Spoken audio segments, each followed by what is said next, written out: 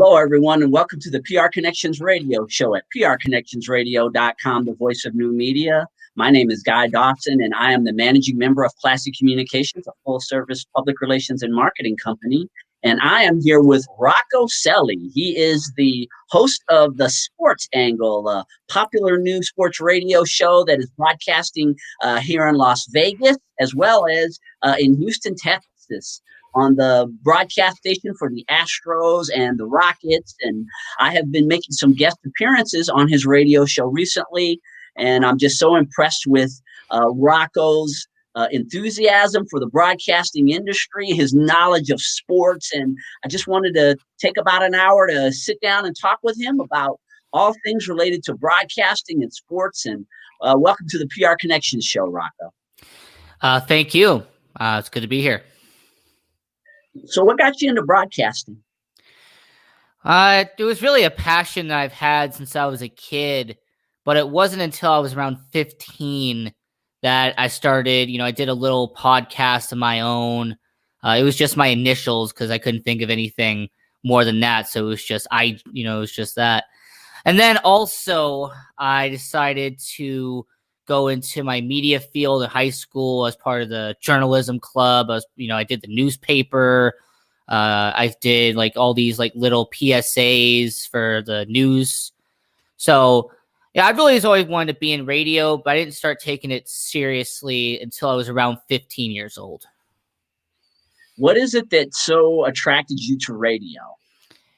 The fact that I can be a voice for people that really can't be heard. On my show, we have AMP TV, and there's a chat feature. And I always like including the chat on my show because there are people who they want their voice to be heard, but not many radio shows really give them that option. Yeah, they do call-ins, but there are people, and you'll know this, that, they're a little bit shy. They're a little bit intimidated to be on air. So when they're in the chat or they're on my social media, I allow them to be on the air. I allow their voice to be heard. And that's what I think is really important about broadcasting. It's allowing people who don't have that option or don't have that ability to be heard on radio. Yeah, that's an interesting perspective. So from the point of view of them being able to respond to things that you're broadcasting about in the chat, it gives them a voice that they otherwise might not have to be able to share their opinions about sports. Yeah, absolutely. And, I've always appreciated in the past when, you get a new person in the chat because, it feels like you're bringing in somebody new to, the radio family. Because there's people in the chat that have been longtime listeners to the show. So when you get somebody brand new, it's like you're welcoming somebody to the house the first time. Hey, come on in. Here's a bottle of water. Hey, what TV network do you want to watch? Hey, what do you think about this, this, and this? And that is something I truly care about, is being a voice for people who can't be heard otherwise. And you're broadcasting at AMP TV, which is run by Sal Tilazino, a fantastic guy, a veteran in broadcasting and a good friend of mine. How did you end up connecting with AMP TV and getting your own show started? I know you said you had been doing some things as a young kid in high school. And then when did you graduate to this next level of having your own sports radio show? Well, I'll answer both because they're kind of separate. The first part about AMP TV, it was about a year ago. Sal told me about AMP TV, that he was, creating this television network. It was AllAges media programming. And, I had been kind of learning under him for a little bit up to that point. And I thought it'd be a great idea to have me come on AMP TV and me to have my own show. And he also thought it was a good idea as well, because I was doing like a daily show. I was doing like a weekly show actually at another radio station, and he put me on a daily with AMP TV. So I'm always thankful for that opportunity, and he's a great guy, good friend. We talk a lot about sports, obviously, but yeah. So that's the first part of it. And then the second part, I kind of graduated from the high school level to where I'm at now. After I graduated high school, I took some classes for college here at a local community college here. And then I took a little bit of a break. I wanted to figure out what I wanted to do. And then I entered this program where they teach people radio. It was called Radio Connections.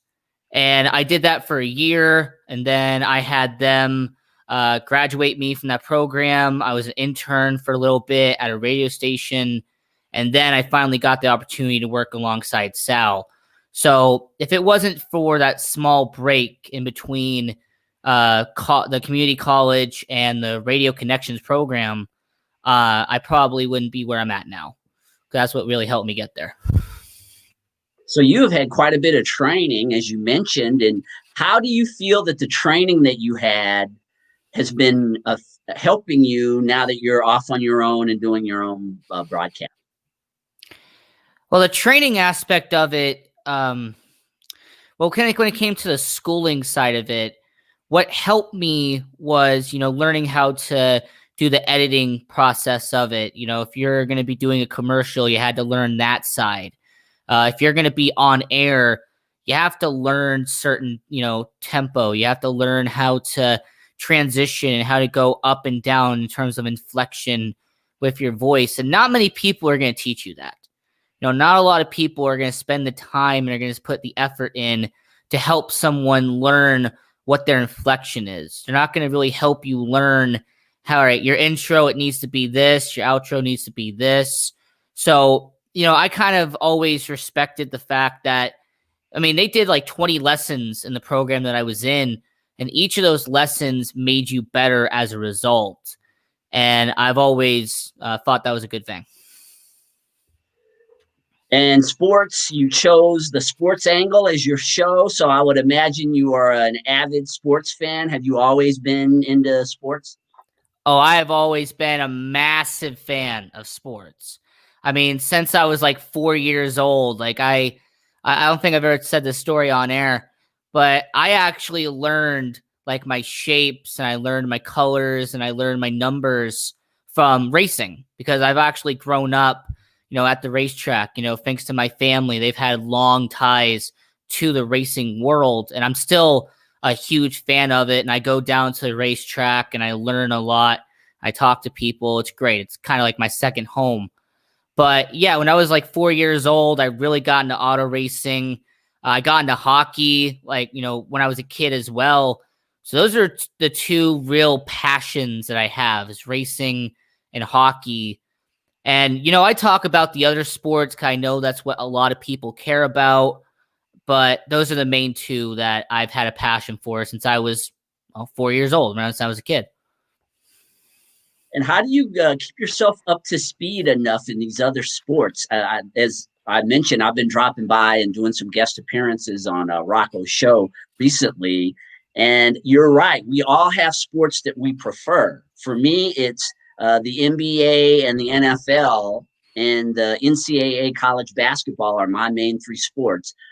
I know a little bit about pretty much every sport, but for you, how do you get enough knowledge to be able to do a 1 hour show where you're talking about sports that you don't necessarily know a whole lot about?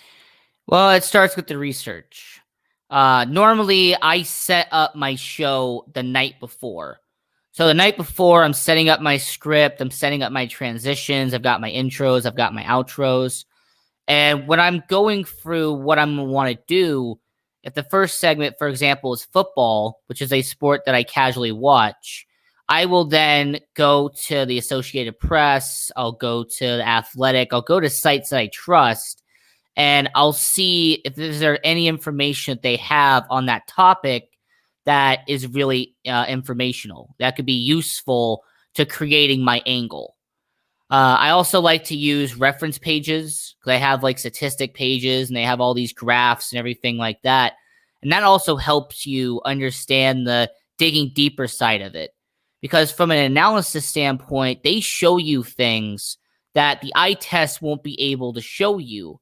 I also go on to YouTube. I go on the Daily Motion. I watch highlights of what they've done, because I feel like one aspect that sports media has really forgotten or has loosened the restraints on is the eye test. If you're going to watch the game, you're going to know certain things. And especially if you've played the sport or if you've watched the sport long enough, you're going to pick up on certain things.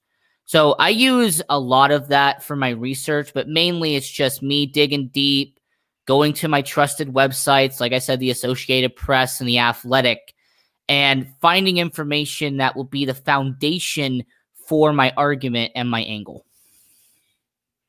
How long have you been hosting your show? I've been hosting the Sports Angle for a year and a half now. And it's been fun. It's been great. I've had a lot of experience getting to, interview people and having, co-hosts and having, Sal and having you and even having Sonar on occasion, be on the hot mic and talking about sports. But the main transition I had to figure out was, learning to pretty much interview yourself. Because when you're by yourself, you have to pretty much ask yourself your own questions and then answer those questions without sounding like you're actually asking the questions. If that makes sense. Where you pretty much are asking yourself these questions and you have to answer it in a way where it doesn't sound like you are a third person. You're not the narrator that's just narrating the story. And that was the hardest thing I had to do, was learn how to do that side of it. But once I got it down, it was a lot easier. Yeah, Rocco, I think the average casual sports fan or the average person that's just listening to any broadcaster who's doing a broadcast by themselves would not understand what it takes to talk for an entire hour, uninterrupted, basically, about something that, you have, like you mentioned, you have formats and you have a whole structure of things that you want to talk about. But when you actually are in front of that microphone and people are listening to you and you have to keep talking about a topic for an hour. I know your show is an hour. I've done it. I completely understand where you're coming from. Very few people understand how challenging that is. Yeah, it's a challenging aspect when you learn how to do it by yourself. When you have a co-host or if you have multiple people that are doing it, it eases the pressure off of you because you have a person on mic 1, a person on mic 2, you're going to have someone on the main mic. So there is going to be that pressure taken off of you. But when you're the only person there, I've learned this from trial and error. Sometimes over preparing is actually the right thing to do. So if you take certain aspects and you go, all right, I'm going to do this, well, then I prepare a couple of topics extra just in case if something goes wrong. And that happened one time. I was actually doing a remote show, and I actually interviewed you there on that remote show. It was about a month ago. And I had all these topics planned out in my head, and I gone through every single topic by the second segment. And I just went, oh no, okay, what am I going to do? What am I going to do? So I had to rely on the things that I already knew. I had to rely on topics that I kind of have talked about in the past to get through that show. But over preparing is a huge aspect of it. And I feel a lot of people forget that if you under prepare, if you don't really do a lot of notes, if you don't do a lot of studying and preparing ahead of time, unless you're someone who can tell stories all day long, you're not going to do that well. You're right about the preparation, Rocco, and how important it is to have a lot to talk about. I mean, that's broadcasting is about you being able to provide interesting information to people and you presenting it in a way that interests them and excites them. I want to ask you, what has surprised you the most about the broadcasting industry from the standpoint of having your own radio show? This is going to be a cliche, but the one thing that really surprised me is, it kind of is like a family environment. It's kind of all in the family. When you get to the right station, you get to be around the right people. I mean, they bring you in like, they're your little bro. They bring you in like, hey, they're your cousin that they hang out with all the time. They kind of are like a cool uncle that you can talk to on a daily basis. And that is one aspect that I knew like television stations had that, where there's been long time members of like TV stations and anchors and producers, and they have that family aspect. But radio really showed me that through full experience, that the family side of it is that if you are putting in the time and you're putting in the effort, and if you have someone who has your back, you're going to be okay, because that is how radio is. So that's the one aspect of it that I was amazed about, is the whole family side of it. Absolutely, Rocco. I experienced that when I got my first radio show back in 2011. I was doing AM radio, and I have a lot of experience as a presenter and a speaker, but I had never done radio before. And working in that station, some of the people who really nurtured me were the commander, Bruce Garrett, who has been pretty much my broadcasting mentor since 2011. And we had a board op, and his name is John. I can't remember his last name right off the bat, but he was a board op and a production guy who helped us record all of our spots and things. And then we had a social media woman social media was really starting to get big with radio at that time. And she was the one that was helping you with refining your social media, learning how to use the platforms. So yes, I experienced exactly what you are talking about. You have a community, a family of people who support your success. And many of them have a lot of experience. And being around those types of people, it's a wonderful thing. And I think that that's something that a lot of people, maybe who are podcasters, who are just learning how to be podcasters on their own, because podcasting has become so big now, and anyone can set up a microphone and be a podcaster. But what you described a minute ago is a whole different type of nurturing in helping someone to become a broadcaster. There is a difference, and I would like you to speak to this, because I know you're a younger guy and you're from that podcast generation where this has become an explosion in podcasting. But could you speak to what I just said, the difference between being a broadcaster and a podcaster? The main difference is with broadcasting, when you're doing a full hour by yourself, there's not everybody can do it. And that's the unfortunate reality, is that there's not a lot of people who can fully commit to doing a show every single day, Monday through Friday, for an entire hour. Whereas a lot of people who do podcasts, they do it once a week. They'll do it on a Saturday, or they'll do it on a Sunday. On occasion, you'll see a podcaster who does like a weekend type of thing where it's Saturday and Sunday. Out of like the 800,000 podcasts that are out there in the world as of 2020, you don't really see a lot of podcasters who every single day wake up, turn on a microphone, and just talk. And I've always felt like that's the main difference between a podcaster and a broadcaster, is that broadcasters, they do it every single day. They put in the hard work and dedication to make themselves better. Whereas a podcaster, they put on a microphone, they talk about what they care about, but they don't really have that incentive to get better. They don't really have that incentive to keep moving forward. And that's the one thing I've observed from the difference between being in broadcasting and being in podcasting.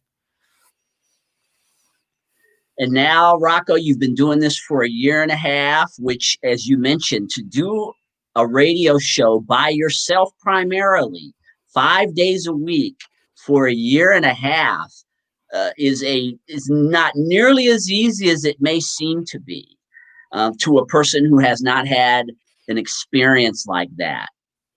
Will you share with us some of the peaks and valleys that you've gone through as you've been going through a really an impacted education in broadcasting over the last year and a half? What are some of the great things and what are some of the challenges that you've experienced as you've been going through this process?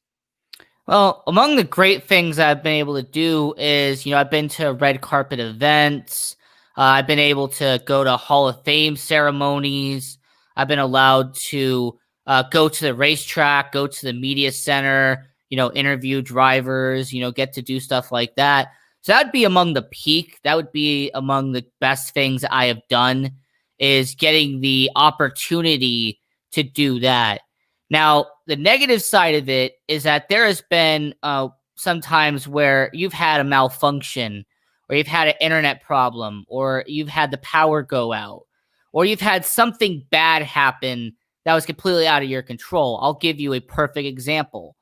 This was within the first couple of months of me doing the show, and I'm getting ready to do the show. I got everything prepared. I'm doing all my research. I had a computer at the radio station at the time that I was at, and I'm doing all that. I'm plugging it in. All of a sudden, whap, and the internet goes out, and everything is, fade to black.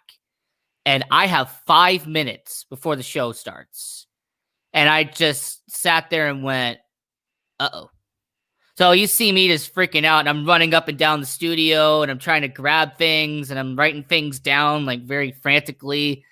And obviously I got the show to work, but it was an example where it was just like, oh no, what do I do? Because I didn't have the internet in front of me. And at that point, I wasn't where I am now, where I have everything memorized and I have everything on cue that I can just close my eyes. I can go, all right, welcome to Sports Angle, this is football, this is baseball, this is basketball. I can close my eyes and I can see it now after a year and a half. But 2 months in, I didn't have anywhere near the experience to remember off the top of my head what I had to say. So that was a example of, it was out of my control. There was nothing I could do.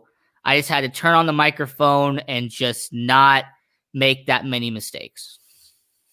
Right. You have to learn how to deal with chaos. And it comes from out of nowhere, situations that you could never have predicted. And you have to be able to adapt to those types of situations. I know exactly what you're talking about. I was live on AM radio one time, and the board op was running it, and we were, doing our segments, going to commercial, just like we would any other day. And I was interviewing a good friend of mine who was visiting from Hawaii, and he is an inspirational speaker. So we got through a couple of segments, and then for some reason, the board op was calling me out, but he couldn't go out. It was the craziest thing. He couldn't go to commercial. And no matter how many times he pushed the button, which would have transitioned us to commercial, the guy was just freaking out because he could not get us to go out. And of course, everyone, when you're doing a broadcast, you're expecting that, okay, I know I'm going to have a break somewhere, but the guy couldn't. It was just the craziest thing I've ever seen in my life. And luckily I had a guest that was equipped and ready to talk. He was a talker, and it made it really easy, and we just worked through it. And I think by the end of the show, we were actually able to go out. But who would ever expect, like you said, you have power outages, you have nowadays the internet, obviously is an issue. It wasn't so much an issue for me when I was on AM radio back then, but yes, making sure that your internet works correctly for you is super critical.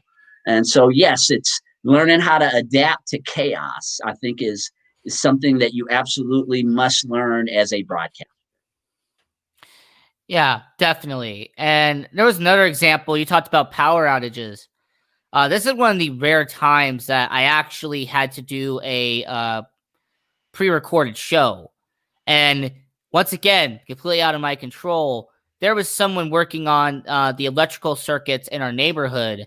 And about 10 minutes before the show, before I'm about to record, he is messing with the electrical system. And all of a sudden, the entire grid of my neighborhood goes out.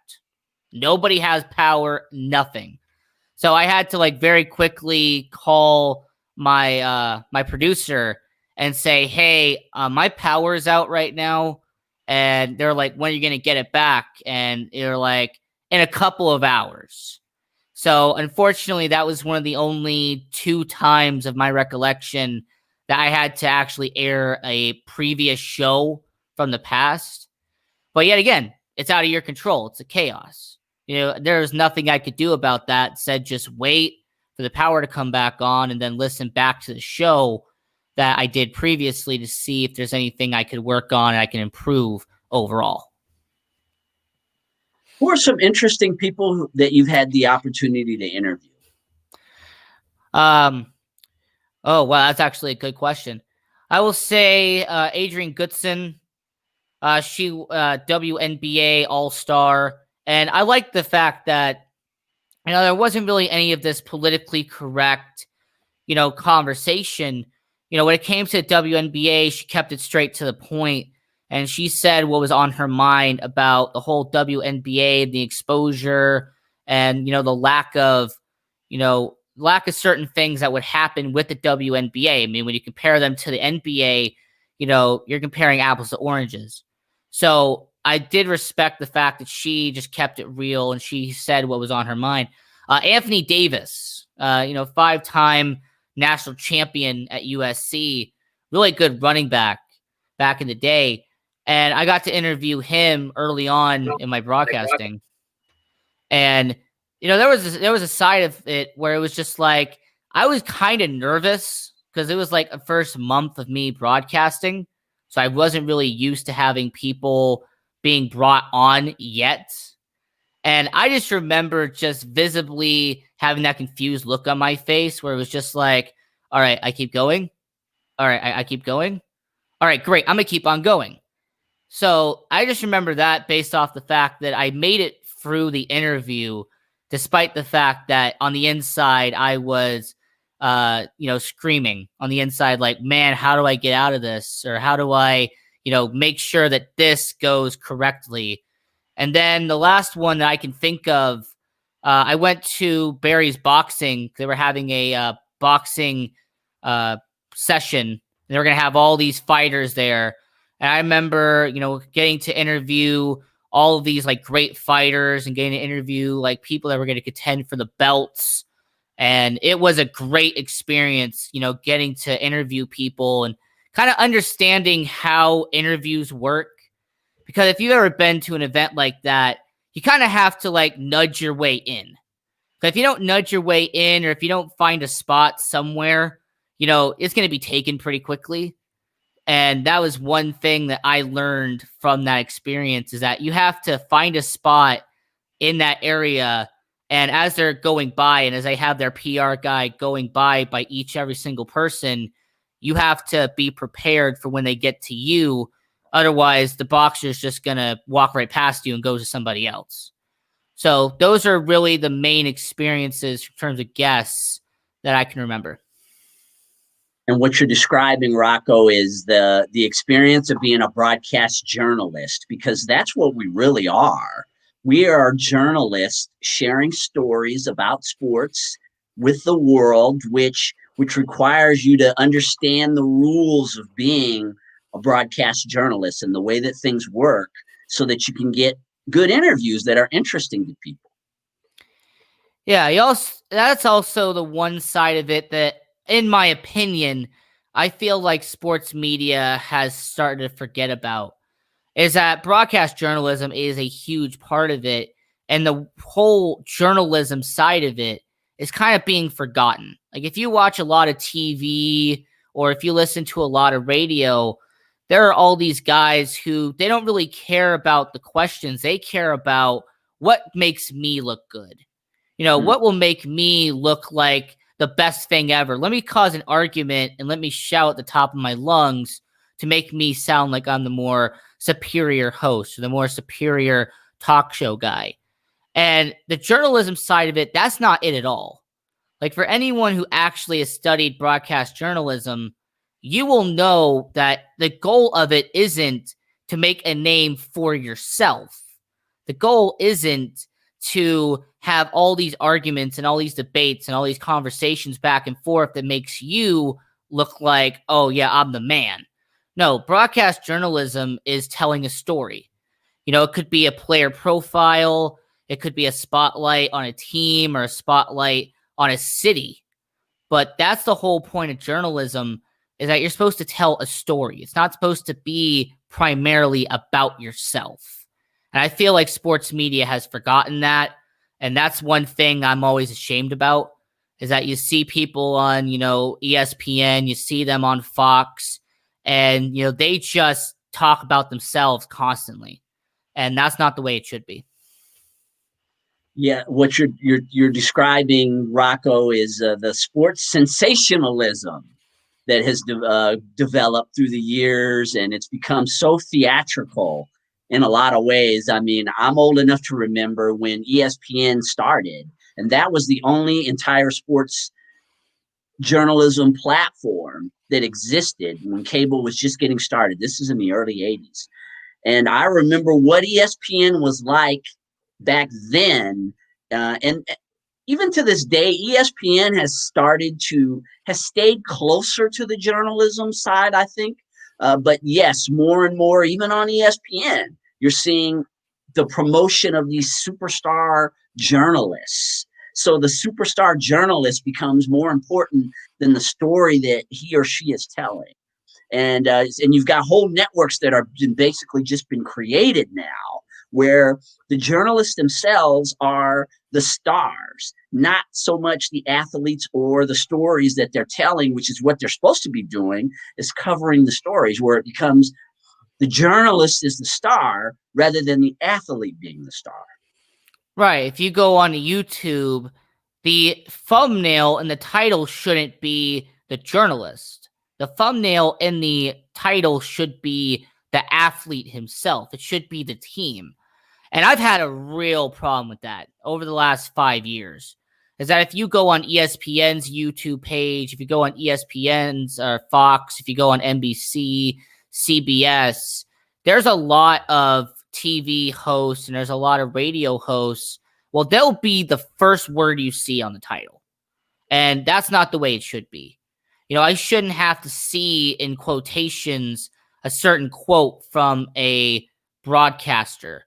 No, I should see the athlete first and then by said broadcaster. Or I should see, this athlete's done this written by this journalist. So I've had a huge problem with that the last 5 years, that we're putting broadcasters on this huge pedestal where we're making them the vocal point. And it's something that I believe is not going to last, in my opinion. I think at some point that's going to fade away and it's going to go back to your traditional broadcasting. It's going to go back to your traditional journalism, where you had Stuart Scott and you had Howard Cosell. You had, Paul Harvey. You had all these guys like Al Michaels, where they weren't the main vocal point, but they were the guys who talked about sports and they interviewed athletes and they covered the biggest events in the world, like the Olympics and the Super Bowl. They weren't the main attraction. They were the ones talking about the main attraction. You know what I mean? Oh, I know exactly what you mean, Rocco. And that's kind of I think a reflection of and again, I podcast. I'm podcasting right now. So when I talk about this isn't meant as an indictment on podcasting. I think podcasting is a outstanding platform that gives people voices, as you mentioned before, that they probably would not ever have because they may not have been trained in journalism. I mean, for me, I was trained in journalism. So when I had the opportunity to become a broadcaster, I had a pretty good background from being 14, 15 years old, kind of like you, writing sports stories, writing stories, period, interviewing people. I took journalism in high school. So I had developed skills, or I've been trained in this industry. But again, what I find with the podcasters is, yes, you got great personalities out there, people they're excellent presenters and they attract a following. But as you mentioned, a lot of times when they present, the focus is it's really more on them than it is on the topic that they're talking about. And that's just because that's the nature of podcasting in a lot of ways, is that the focus is on the podcaster and not so much on the content that they're creating, which is much different in the broadcast world, or the way that journalists are trained to broadcast. Is the emphasis, as you said, is on the story. It's on the athlete. It's neutral, by the way, which is something that's really fallen by the wayside in sports journalism and all journalism that I see. The neutrality that you're taught when you're taught journalism, either in high school or college or wherever you've been taught journalism by the old school people. They teach you neutrality. When you cover a sports story, you don't get to have a team. So nowadays, and we've even been doing it back and forth on our show, on your show, Rocco, that I've been appearing on, where I talk about which team I root for. You never would have seen that back in the 80s or in the 70s.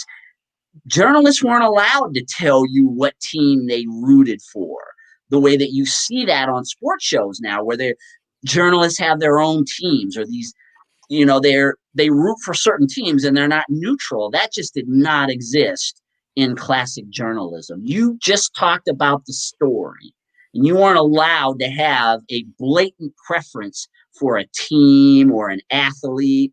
That just was not allowed. Right, unless you were affiliated with said team. Like, I remember, like, the Dallas Morning News, you had a lot of guys who were Cowboy, affiliated, right? Yes. So, like, they would talk about the Cowboys, but they would say it in a real positive light. Same with the Miami Herald or the New York Post or New York Times. If you were part of an affiliated of a local newspaper, then yeah, it was okay to be biased to an extent. But the problem now is that you have a lot of people, and I'm included. I'm not going to be a hypocrite here. I'm included, where I should be neutral. And sports media should be neutral 100%. It should be 50-50. But you have people on ESPN who are diehard Cowboys fans. You have people on Fox Sports who are diehard Los Angeles Lakers fans. And instead of being impartial, and instead of being 50-50 and talking about if the Lakers have done something good, they talk about it. They do something bad, they'll talk about it. Instead, they'll toss away the bad and they'll just talk about the good. And that's not the way it should be. And I will point out that on my show, I have gotten better over time about being neutral. Like, when I first started, I wasn't the biggest fan of certain teams, and I let people know about it. But the more I've been doing it, the more I've been progressing, the better I am at saying, hey, this team here, I might not get along with them that well, but I do respect them X, Y, and Z. This team I might not have the utmost respect for, but I do respect the players, and I respect the people and the coaching staff and the broadcasters and the front office. That's the thing I've had to learn over time, is you have to separate your fandom for one team, and you just have to do your job, which is reporting on sports, being a journalist. Mm-hmm. And sports is a business, Rocco, and I think that that's one of the reasons why you're seeing this be very prevalent in the sports world now, where you have these journalists who the so-called journalists who are basically fans for a team and promote that team on the air. And it's because the ratings are good.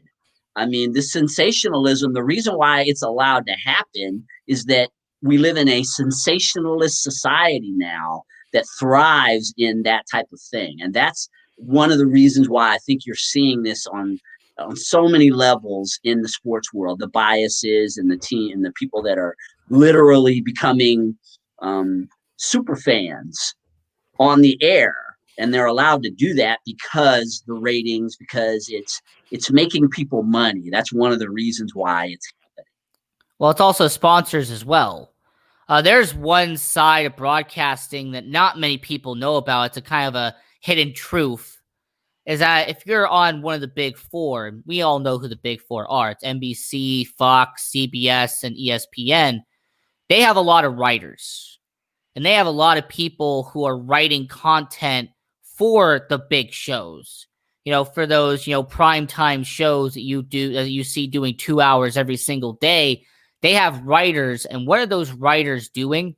They are writing content that will be advertiser friendly for the sponsors. Like, let's just say there was Simpson Tools, for example. Let's say they paid millions of dollars to be on a show for ESPN. Well, the writer's job is to go, all right, we're going to write this topic right here because it is brought to you by this said company. If you have a beer company that's willing to shell, millions of dollars to Fox, for example, they're going to have one of their hosts talk about something out there in Missouri, or they're going to talk about something in Colorado, or they're going to talk about something positive that beer company would have a relationship to, or kind of like Boston, Mass, because there's a lot of beer companies out there in Boston as well.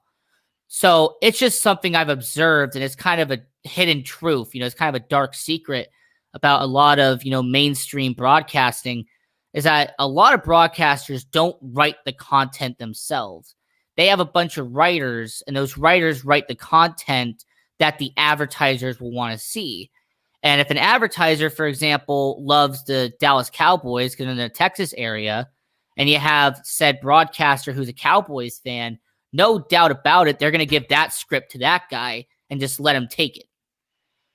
Or if there's a broadcaster who dislikes a certain team, and that that company is a fan of the opposite team of the team that they dislike, they're going to give that script to him. It's kind of that sad truth, where not a lot of mainstream guys, the guys who are making millions, they're making those, multiple zeros at the end of their check.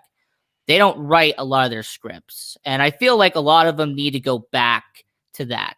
Because like you said, in the 70s and 80s, they were journalists. But more importantly, they wrote a lot of their content. They had to sit there for hours and do their own research. They had to sit down there for hours, and they had to do all the groundwork. And that's something I believe we should get back to.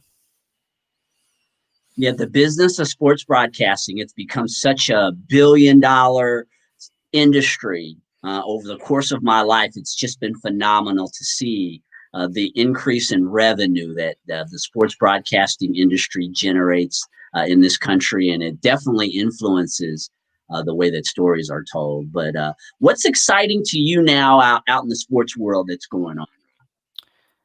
The one aspect I'm really excited about, as I said earlier here in the show, I'm a big auto racing fan. And Formula One, they're going through their season, and Lewis Hamilton, the 6-time champion, is about to tie Michael Schumacher for his seventh championship in Formula One. And those are the most in Formula One history. Schumacher has 7, Hamilton has 6. The main question that's on a lot of Formula One fans' minds, including myself, is can Lewis Hamilton not just match Schumacher's record? Can he next year break Michael Schumacher's record? Because, look, matching a record is fine, but as an athlete, you want to break that record. If you're as competitive as a guy like Lewis Hamilton is, he is going to want to dominate next year. And he wants to break Michael Schumacher's all-time wins record. He wants to break Michael Schumacher's all-time record in terms of championships. And interesting enough, Michael Schumacher and Lewis Hamilton have both driven for Mercedes-Benz during their Formula One career. So it's kind of an interesting parallel. Like when Schumacher left in 2012, Hamilton joined in 2013, and he's carried the mantle ever since. So I've always had a lot of respect for both drivers, but I want to see if Lewis Hamilton can pull it off. If he could do the unthinkable, and that is break Michael Schumacher's record. And hockey, I'll mention this very quickly. Hockey, I am excited for the upcoming NHL draft because there is so much talent out there in the OHL and the WHL. There's all this talent in the NCAA college level that I want to see not only who do the Vegas Golden Knights select, but I also want to see, where does this guy go? Where does Jamie Drysdale, where does he go? Like, there's all this good talent in the NHL draft, and I'm really excited to that. It's only a couple of days away, so I'm really excited for that. And of course, you and I both live in Las Vegas, the entertainment capital of the world. You had mentioned before that we have the Vegas Knights, who have just become a phenomena. I mean, from the very first season that they touched down here in Vegas, they had that fantastic run to the Stanley Cup. And then this season, in the bubble that they were in, they were very successful team again. And so we've got the Golden Knights. Now we've got another team, the Raiders, here in town. What are your thoughts about their season? Of course, no fans in the stands. I'd like for you to share your opinions about that. But what do you think about the Raiders here in Vegas? Let me start with one, then I'll transition to the other. Well, the Raiders, I will say that it is a good idea to have a football team here. I like the fact that Allegiant Stadium, I say it looks like a Roomba. People have told me that it's the Death Star, but I say really it's a Roomba if you look at it from an aerial view. But that's just me. I do like the stadium. I like the fact that they put a lot of time and effort to make that a state-of-the-art facility. I respect the fact that the Raiders are just win, baby. And Al Davis, regardless of what you think about him and all of his antics as an owner, you can't deny that Al Davis put his blood, sweat, and tears into the Oakland Raiders. That he wanted that team to be successful no matter what. And if they weren't successful, he wasn't going to stop to make it a success. I mean, there's been countless times where, all right, I need to go get a wide receiver. You know what? I'm going to go trade for Randy Moss. Now, that wasn't the best move, but at least he pulled it off. At least he was so confident that they needed a wide receiver that he went out and got, at the time, the best wide receiver in the NFL in Randy Moss. There was one point where he was like, you know what? I'm going to go get Desmond Howard. I'm going to go get Larry Brown. Those two were Super Bowl MVPs. Let me bring them onto my team. Ronnie Lott, I need help on the defense. I'm going to bring him in. And that's one aspect I've always respected, is that they are not shy about bringing in players. The second part of it, when it comes to the actual... actually, can you repeat the second part? My apologies. So the second part was about the fact that no one's in the stands. We have this brand new football team in town, beautiful stadium, and it could possibly be a whole season where we don't have anyone in the stand. What are your thoughts about that? Honestly, I think it's a bunch of crap.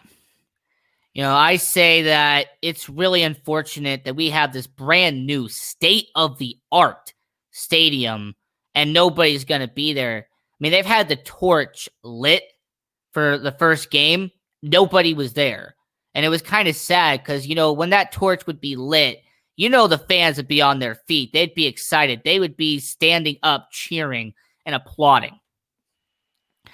I also think it's kind of disappointing that they're going to allow fans to tailgate. This is really hypocrisy at its finest. So our governor and our legislators, they will let 6,000 people tailgate in front of the stadium, but they won't let fans in the stadium. Now, I'm not a genius guy, but wouldn't it be no different to let them in the stadium as opposed to being in the parking lot? Like, in all honesty, what's the difference between a parking lot and a stadium? I mean, is there different air molecules in between a parking lot and a stadium? I mean, is the air conditioning different outside as opposed to inside? I mean, is there a big health risk with this whole crisis that we have been in inside the arena? Like, I don't understand that logic from the legislators here in Nevada. If you're going to let people outside outside the stadium, you're going to allow them to tailgate and have a good time. Why not just let them in the stadium, for crying out loud? Because there's no difference between the outside and the inside. Well, I guess the argument that they would make is that if people are sitting right next to each other, of course, you've got some of these NFL teams who are observing social distancing. They have smaller crowds, but they do have crowds. It's a good point that you make. Absolutely, that whatever coronavirus might be floating around in the air is floating around just as much outside of that brand new Allegiant Stadium as would be floating around inside of the stadium itself. I guess the outdoor component, I guess they say that it's safer to be outside than it is to be inside in terms of people breathing and recirculating air. Well, you talk about seating real quick. Well, here's how we know it actually can be proven effective. The Kansas City Chiefs have had fans at their home games. I don't know if you've seen this, but at Arrowhead Stadium out there in Kansas City, they have let fans in the stadium. And if you have noticed the seating chart, you're going to have a group of 2, a group of 4 that are together, but the whole row is empty alongside them. So they have that space. Like, it didn't matter if it was in the upper section, if it was in the lower section, if you paid the couple $1,000s for the really good seats, there was separation between people. You weren't crowded. You weren't stepping on each other. So, that if that was the excuse that the legislators would make, I would sit there and go, why not just use the model the Kansas City Chiefs have used? Or why not use the model that the Jacksonville Jaguars have used? And that is separate the people in the rows. Like row A, you're going to have this many amount of people. Row B, you're going to have this many amount of people. Because that's what they've done. And it's actually been really effective up to this point. So I'm going to put the ball in the court of the legislators and the governor here in Nevada. Why not just let the fans in? I mean, if you're going to have 6,000 people outside tailgating, why don't you have them inside the stadium and you separate them by the rows? Or if you want to be more of an insane madman, considering there's 50 different sections around the stadium, if I remember correctly, with all the bowls. Why don't you have one group in one section, another group in one section, another group in one section? You spread it out like teams have been doing. Like, it's not that hard to have fans in the stadium. You just have to get off your butt and actually go ahead and do it. Excellent point. Rocco, what would be your advice to someone who is interested in doing what you do? What would be the starting point for them if they wanted to become a sports broadcaster? Patience. You have to have patience in this industry. If you're someone who is easy to lose your temper, or if you're someone who is easy to overthink everything, you're not going to really succeed in this industry. So you have to have patience. You have to understand that, all right, this is going to happen here. All right, here's a phone call here. All right, here's a meeting here. All right, I'm going to interview this guest here. But you have to have that patience, and you can't just try to rush everything. Because, Guy, you know just as much as I do that when you try to rush something in radio, 9 times out of 10, it's just going to fall flat. Because people can tell on air, it doesn't matter if it's audio or video, they can tell that you are rushing. So it's kind of like with drums, for anyone who's ever done drums, are you rushing or are you dragging? And a lot of times, if you're rushing, you're going to ruin the tempo of the set. So if you're dragging, though, you're also going to cause all of the bones and all of the people who are working on the other equipments and the other instruments in band, they're also going to have to scale it back as well. So you have to find that right tempo, but it all comes back to patience. You have to be able to slow down, take a deep breath, close your eyes, calm down, and then go. And that's the one thing I recommend to anyone who's starting out. If it's podcasting or if it's broadcasting, You just have to have patience, and you have to understand that when you first start out, I'm not going to be nice about it. When you start out, it's not going to be good. Like, there's really hasn't been a lot of people who start out and are immediately right off the bat amazing. You know, you build that up through repetition. So when you start out, have patience and understand that you're going to get better over time. And the more time you spend on air and the more time you spend with a microphone, the better you're going to be. In show business, Rocco, they call that stage time. And I agree with you. It's absolutely true. In broadcasting, the amount of shows that you do will absolutely increase your ability to be able to put on a good show and really know how to transition, know how to ask questions correctly, know how to share a story or a concept with people in a way that makes people think. Because when you're doing the type of presentation that you do with your show, Rocco, being by yourself most of the time, what separates someone, in my opinion, who is a great broadcaster from an ordinary broadcaster is the type of picture that you paint for them and how thought-provoking the things that you are sharing with them are. Things, it's about the concepts being things that they will think about.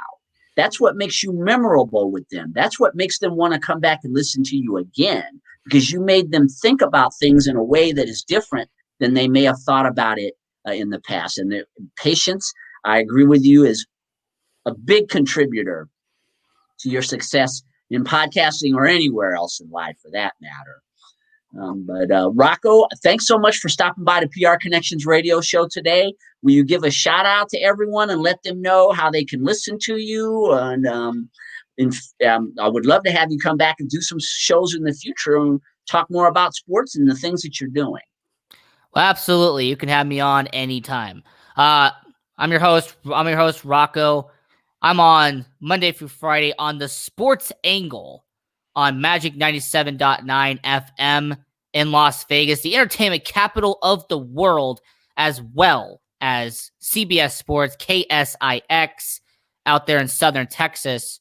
And follow all our social media at The Sports Angle and go to our website, thesportsangle.com.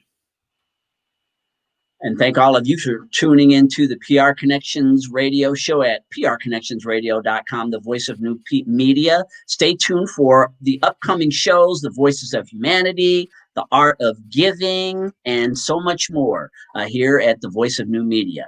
Have a wonderful day and see you soon.